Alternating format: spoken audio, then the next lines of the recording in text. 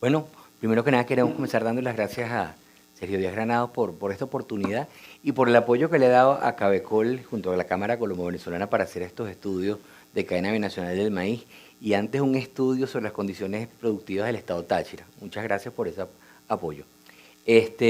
Mira, desde Caracas, pero muy cercano a la frontera, porque por la vocación de la Cámara de hacer seguimiento y promover la integración, y es donde, en la frontera donde la integración es viva y es real, tenemos las mejores expectativas de este nuevo capítulo de la relación binacional, pensando que tiene muchísimas oportunidades, muchísimas posibilidades. Me encantaría que fuera alguien del Táchira mismo que lo respondiera, ¿no? Pero lo que podemos leer desde Caracas, y llevando una mirada hacia la frontera, es que por mucho tiempo se vio afectada la cotidianidad, la manera de ellos actuar. Se rompieron cadenas de valor binacional, donde gente que vivía de un lado y del otro de la frontera, o por ejemplo insumos que venían de Colombia y eran procesados en la zona industrial de Ureña, y ahora se volvían para Colombia, o por ejemplo gente que vivía en Venezuela y trabajaba en Colombia. Eso de alguna manera se fue disipando y afectó esa normalidad histórica de esa vocación de las dos poblaciones a trabajar conjuntamente. Así que lo que podemos observar y leer es que hay una gran euforia, hay una emoción muy importante. Ha relacionado la esperanza. Están contentos y estamos todos los que estamos vinculados a la relación muy contentos del restablecimiento de la comunicación entre Caracas y Bogotá, que es muy importante. Más allá de las diferencias, siempre debe prever y privar la comunicación, espacios donde se puedan dirimir las diferencias. Estamos muy satisfechos de que en este nuevo capítulo pueda resurgir la comunicación para restablecer la confianza, para la reinstitucionalización de esa relación. Siempre los canales institucionales son la mejor vía para la convivencia, más en dos países que tienen una frontera tan amplia, una historia común, estas cosas que parecen cliché, pero que en este caso son verdad, es muy importante, y de cara al futuro, volver a reconstruir esos elementos, ese reconocimiento mutuo. Acabamos de ver, por ejemplo, el hecho de que Venezuela buscó otros socios comerciales y de que Colombia buscó otros socios comerciales, y entonces nos distanciamos entre nosotros.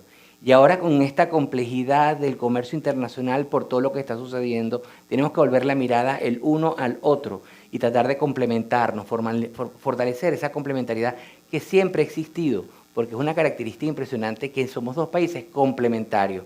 No siempre eso sucede, pero en el caso de Venezuela y Colombia es así. Así que pensamos que es una extraordinaria oportunidad para este relanzamiento de este nuevo capítulo y estamos muy optimistas, muy contentos, aunque los desafíos son muchos. Lo estábamos viendo y ahora hay que trabajar de la agenda de la resiliencia, hay que pasar a la agenda de la competitividad y esperamos poder también aprender mucho de Colombia en estas prácticas que avanzaron en los últimos años.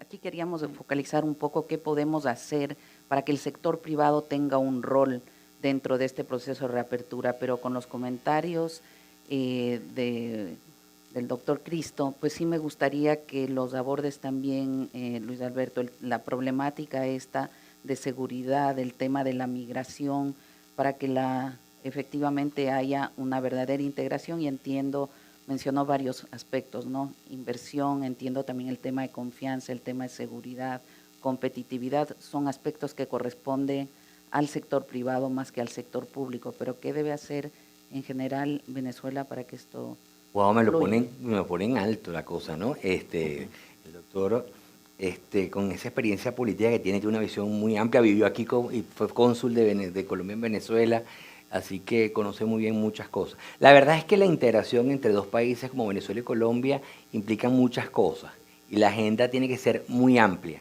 y a veces muy complicada de tratar, porque a veces no todos los temas son tan agradables. Pero sí es importante que haya el tratamiento de los temas y el abordaje para poderlos solucionar. Obviarlos y simplemente no tratarlos no solucionan las cosas. Quizás a veces hacen que más bien que crezcan las diferencias o las percepciones que se tienen a un lado de otro de la frontera. Entonces, coincidiendo con que la gente es amplia y que la integración tiene elementos migratorios, tiene elementos de seguridad, tanto de seguridad personal, que son muy importantes, como de seguridad jurídica. Pero en seguridad personal podríamos hablar que uno aspiraría a que hubiese algunas instancias de coordinación binacional para que tomaran decisiones mancomunada y para poder tener acciones conjuntas, como pasa en todas, porque es que en el mundo todas las fronteras son así, es decir, eso no es una peculiaridad de Venezuela y Colombia. El tema de la convivencia siempre trae algunos roces, porque de un lado y del otro piensan que no le parece que pueda así, sino que debe verse de otra forma. Hay que tener los canales institucionales y los espacios. Comentábamos en estos días que en otra época había unas comisiones de alto nivel donde permitía hablar temas de seguridad, temas de frontera. Ojalá se vuelvan a establecer unas instancias como esta para facilitar ese diálogo y para juntos trabajar el tema de la seguridad personal, que fue uno de los argumentos para el cierre de la frontera entre el Táchira y norte de Santander. En temas de inversiones, que va de la mano entonces con la seguridad personal y la seguridad jurídica, somos unos convencidos de que hay que tratar de poner de todo, de parte de cada uno de los actores, todo el empeño a generar condiciones que garanticen o que disminuyan la incertidumbre del inversionista extranjero. Y por eso desde la Cámara hemos estado planteando que, más allá de la revisión del acuerdo de complementariedad, el número 28, que es nuestro marco legal del comercio formal de bienes, podría redimensionarse el acuerdo y establecer un capítulo de inversiones o celebrar un acuerdo de promoción y protección de inversiones recíprocas entre Venezuela y Colombia, porque eso sería una excelente señal de que la relación va en serio, de que si mañana nos vamos a pelear, las cosas van a continuar. Y para los actores económicos es muy importante. Ahora, estos acuerdos de promoción y protección de inversiones, que seguramente van a tener sus altos y sus bemoles, por ejemplo, respecto al tema de la solución de diferencias y a dónde vamos a ir, eso podrá ser revisado, me imagino yo, por los expertos. Va de la mano un acuerdo para evitar la doble tributación, porque es que desde que nos salimos de la comunidad andina nos quedamos sin una cantidad de elementos que antes existían, porque tenemos que recordar que la salida de Venezuela de la comunidad andina implicó dejar de lado un esquema de integración profunda con una infraestructura, una institucionalidad, supranacionalidad, derecho originario, derecho derivado, una estructura y un andamiaje jurídico impresionante. Y de ahí pasamos a la nada. Porque este acuerdo que tenemos ahorita es un acuerdo mucho más limitado y hay una cantidad de cosas que no contempla. ¿Qué sucede? Que al no contemplarlo, entonces vamos al tema de facilitación. Por ejemplo, todo lo que tiene que ver con registros sanitarios, registros fitosanitarios, normalizaciones técnicas, transporte. Eso estaba regulado por la comunidad andina y ahora no. Y entonces cada uno de los países, aunque tenemos este pasado común, este acervo común y nuestras normas eran las mismas, porque estaban armonizadas, por decirlo, por derecho comunitario, en este interín o en este tránsito han empezado a dictarse normas que no son exactamente las mismas ni bajo los mismos criterios. Se nos hemos distanciado.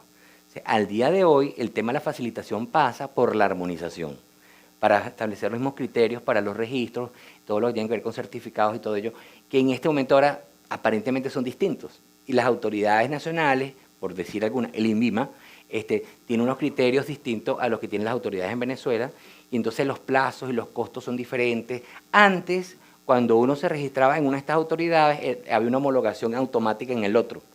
Ahora hay que pasar por ese proceso, por tener un ejemplo, ¿no? Ese ejemplo. Entonces, todo lo que tiene que permitir, o todo lo que facilita ese comercio formal, tiene que facilitarlo. Y entonces la mejor manera es armonizarnos y establecer los mismos estándares. Lo decían hace rato, el tema de la estandarización. Si tomamos el tema, por ejemplo, del transporte, que es otro elemento que se ha visto y que tiene que ver con la infraestructura y la capacidad de soportar ese comercio binacional, que entre Venezuela y Colombia es muy importante porque la mayor parte de ese comercio se dio a través del transporte terrestre, por los pasos fronterizos y particularmente por el Táchira y el norte de Santander. Entonces, ahora vemos en qué condiciones está la capacidad de los vehículos, las empresas que están en Venezuela y las que están en Colombia, si están en igualdad de condiciones, los costos para las habilitaciones por parte de las unidades o de las empresas. Sí, hay una cantidad de costos implícitos que a lo mejor han cambiado y las condiciones, por ejemplo, aquí es algo que no es exclusivo para este sector, sino para todo el tema del financiamiento. Entonces también la capacidad de acceder a recursos para poder mejorar la flota o mejorar con temas de competitividad o tecnología no son iguales. Y ya para concluir, porque ya me están viendo, por ejemplo, en tema de turismo. El turismo podríamos hablar tanto del turismo nacional que se va a proyectar ahora con esta de las líneas aéreas y lo felicitamos, está el turismo transfronterizo, que también hacen ustedes referencia. Entonces hay que facilitar el flujo de personas con procedimientos ágiles para el tema de los pasaportes y sellarlo, el tema migratorio de la frontera para facilitar ese intercambio.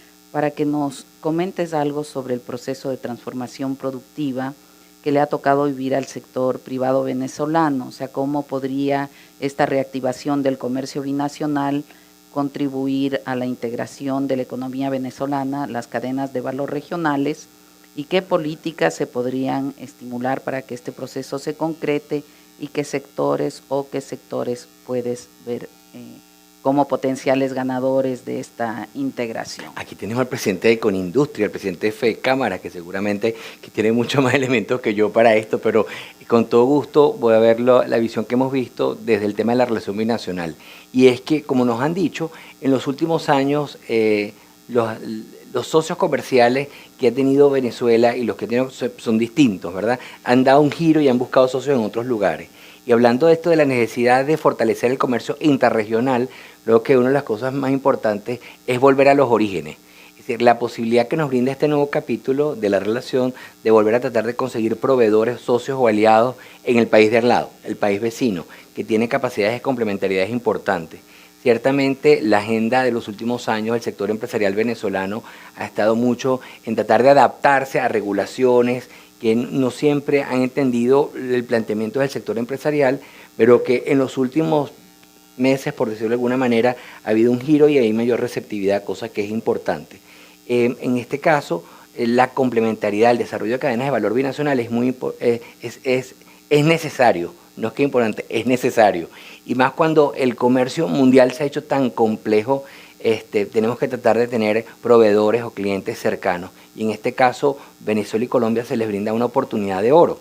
Tenemos casos emblemáticos en el pasado, que no quiero entrar en polémicas, no, pero hubo integración en el sector químico, para no entrar con nombres y apellidos, donde había insumos acá que eran procesados o son procesados en empresas en Colombia, o viceversa, en temas de centrales azucareros y este tipo de cosas, donde insumos de un lado se traían para acá y se procesaban en frontera.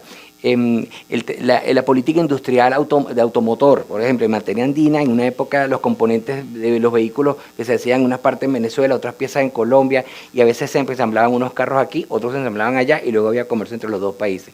Eso hay que recuperarlo, quizás con una visión un tanto actualizada, ahora con más elementos de innovación, de sustentabilidad, de integración, de todos estos elementos que nos han estado hablando en la mañana de hoy. Y la oportunidad de la relación con Colombia nos permite también ver cuál es la tendencia. Nosotros, por algún tiempo, quizás un tanto cómodos dentro del área del tema del petróleo y la renta petrolera, no hemos hecho la tarea de tratar de estar a la vanguardia de cuáles son las tendencias. Y nos hemos distanciado de las redes comerciales, los contactos, etcétera, etcétera. Nos toca hacer esa tarea ahora y a lo mejor aprender un poquito, en ese caso de Colombia, que siempre ha hecho seguimiento de qué es lo que está sucediendo y meternos, no sé, involucrarnos en temas como la transformación digital, esos elementos que nos llamaban la atención hace ratico, que serían el elemento crítico de éxito o de no éxito, ¿no? Y esperemos que Venezuela esté en esa agenda. En esta agenda tiene que ser por consenso público-privado a nivel nacional y regional entre Venezuela y Colombia. Es decir, es algo sencillito nada más. Es decir, con esos actores, si hablamos del consenso para generar confianza entre todos, podemos definir una hoja de ruta y poder trabajar, todo ponerle compromiso.